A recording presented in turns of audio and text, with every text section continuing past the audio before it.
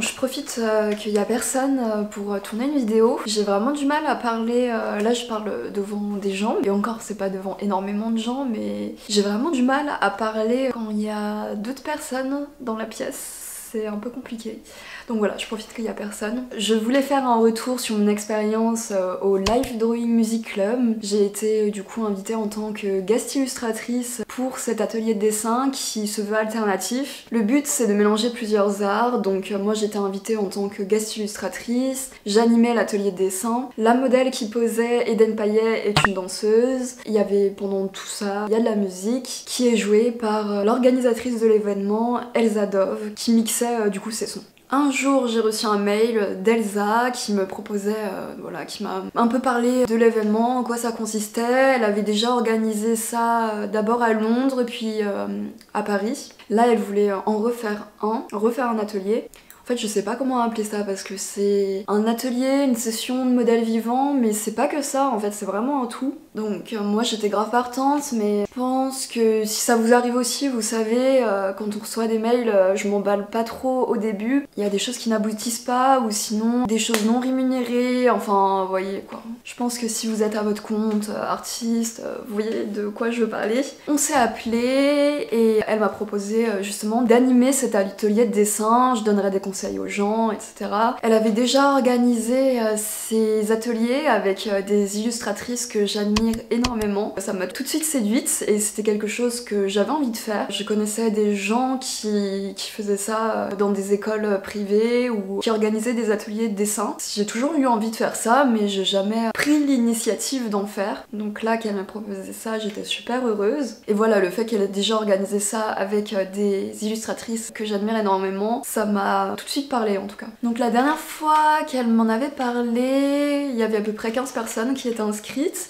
Et quand je suis arrivée, en fait, il y avait à peu près une trentaine de personnes qui étaient inscrites. Ça m'a beaucoup impressionnée, même si, selon ce qu'on fait comme études et tout, on a l'habitude de faire des exposés devant des gens, donc mine de rien, peut-être que sur le moment, ça vous fait chier, mais ça sert de s'entraîner à parler devant une petite audience. Donc Elsa était hyper organisée. Je pense qu'elle est déjà organisé ça avant, a beaucoup aidé aussi, mais elle était vraiment très rigoureuse, très impliquée dans ce qu'elle faisait. Elle a emmené du coup des planches de dessin, tout le matériel de dessin, les feuilles, les crayons, des feutres, etc.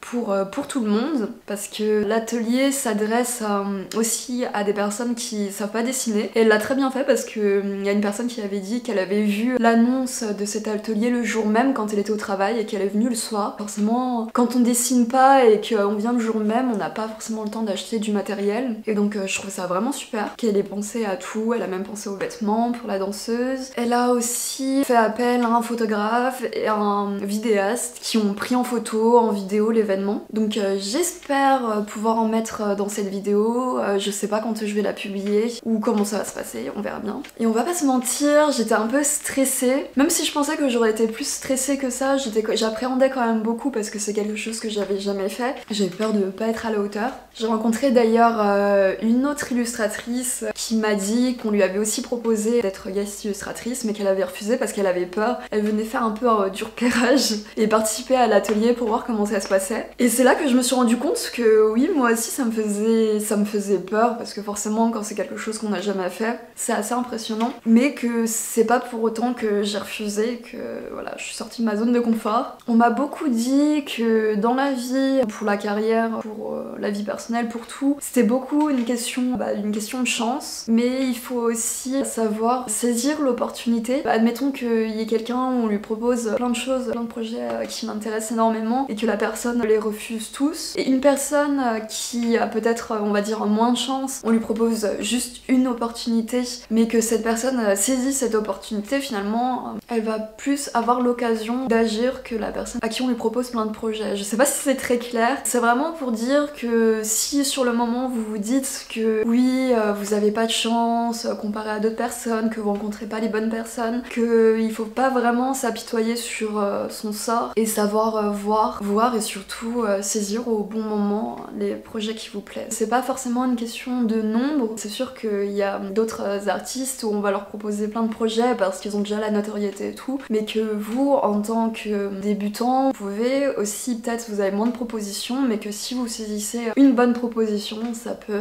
être aussi valorisant. Saisissez votre chance. L'atelier s'est hyper bien passé, tout le monde était vraiment super cool, super détente. Il y avait vraiment, tout le monde était bienveillant. Il y avait vraiment une super bonne ambiance. Donc je passais un peu faire le tour, voir un peu ce que les gens dessinaient, s'il y avait besoin leur donner des conseils. Après il y avait des gens qui savaient déjà très bien dessiner, j'avais pas forcément envie de leur donner des conseils. Je sais que moi ça m'énervait, j'ai pas pris beaucoup de cours de dessin dans ma vie. Donc d'ailleurs je pense que je ferai une vidéo sur le fait d'être autodidacte. Je suis pas allée en école d'art ou quoi que ce soit, mais j'avais eu quelques cours, enfin si on peut appeler ça des cours. D'abord en école de mode où on faisait pareil, du dessin d'après modèle, où on nous proposait quelques exercices, quelques conseils. Et j'avais fait 2 ou 3 cours dans un atelier toujours de modèles vivants. Et je me rappelle que ça m'énervait, même si peut-être que maintenant, je pense que ça m'a quand même aidé. Enfin, je crois que je suis allée 1 ou 2 fois. Et après, je suis allée dans les ateliers libres parce que justement, je voulais dessiner comme je voulais. Ça m'énervait qu'il y ait tout le temps quelqu'un qui me dise comment faire, quoi faire. Donc c'est peut-être le problème des autodidactes, de pas avoir assez un apprentissage académique, de pas être habitué à ce qu'on soit toujours derrière nous pour donner des conseils. Mais vraiment je me rappelle que ça m'énervait. J'arrivais pas à me libérer, à profiter de dessiner. Donc j'avais vraiment pas envie de faire la même chose. J'avais du mal à essayer de donner des conseils parce qu'il y avait des personnes qui savaient absolument pas dessiner et de les laisser dessiner parce que j'avais envie qu'ils profitent. J'avais pas envie que ça fasse comme pour moi ça l'a été. Vraiment qu'ils profitent de dessiner parce que c'est ça le premier but. Surtout dans un atelier de dessin où on fait d'après un modèle. En plus la modèle était une danseuse donc c'était génial. Donc j'avais envie de les aider mais pas d'être trop derrière leur dos pour qu'ils puissent être libres, faire comme ils le sentaient. Après ça m'a rassurée parce que quelqu'un m'a dit que c'était super bien, que je leur donnais des conseils, qu'ils m'écoutaient. Mais ouais, j'ai essayé d'être là mais de pas être trop étouffante. Ce qui est difficile parce qu'il y a plein de petits conseils, de petits trucs qu'on peut donner pour mieux dessiner, pour dessiner plus facilement et de faire des choses un peu plus réalistes, même s'il y avait des choses qui sont pas forcément justes mais qui peuvent être très expressifs, très spontanées. Il y a une pause pour que la modèle se repose un peu, on a bu un coup, on a parlé, j'ai rencontré plein de gens, il y avait beaucoup de gens qui savaient pas dessiner, beaucoup d'artistes aussi, d'illustrateurs, des gens qui travaillaient dans la mode, donc c'était super intéressant. C'était vraiment, vous savez, ce genre de lieu qui est créatif. Après on peut très bien ne pas travailler dans un domaine créatif mais l'être à côté, donc ça veut absolument rien dire. Après un autre point qui m'a énormément rassurée, c'est de voir que autant que ce soit la modèle qui est danseuse, d'autres illustrateurs, qui avaient tous un job alimentaire à côté, donc comme moi. D'ailleurs, il y a Alicia Dassonville qui avait fait une vidéo sur ça qui m'a énormément décomplexée et rassurée. Donc voilà, je vous invite à la voir si vous voulez. Donc c'est un peu une réalité, c'est vrai que c'est pas très glamour. Vivre pleinement de son art, c'est quelque chose qui se fait pas un jour, qui est vraiment très difficile, donc franchement, courage à vous. Si vous aussi vous souhaitez comme moi plus tard en faire votre métier à temps plein, c'est compliqué, donc donnons-nous de la force. Je vais vous mettre quelques vidéos, quelques photos de l'événement, même si finalement comme d'habitude je suis pas une youtubeuse, absolument pas. Alors déjà que je publie pas souvent en ce moment, je pense pas à prendre assez de vidéos et tout, donc je vous mettrai quelques vidéos, quelques photos de l'événement.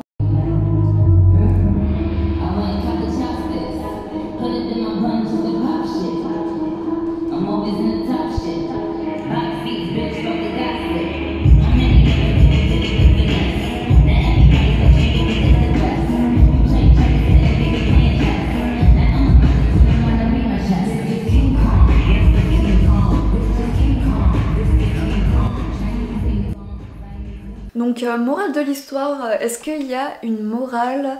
Essayez de faire toujours quelque chose qui vous fait peur mais que vous avez envie de faire, même si vous avez peur, essayez de le faire.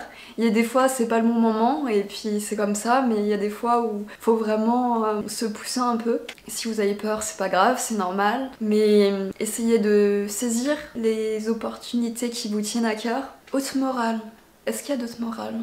Bah oui, si vous voulez faire un métier créatif, ça demande énormément de persévérance. On peut pas avoir tout de suite, même s'il y en a certains qui arrivent, chapeau à vous franchement, mais c'est pas la majorité. On continue à se donner des nouvelles, à se soutenir en attendant. Si vous avez envie d'y participer, on se retrouve dans une prochaine vidéo.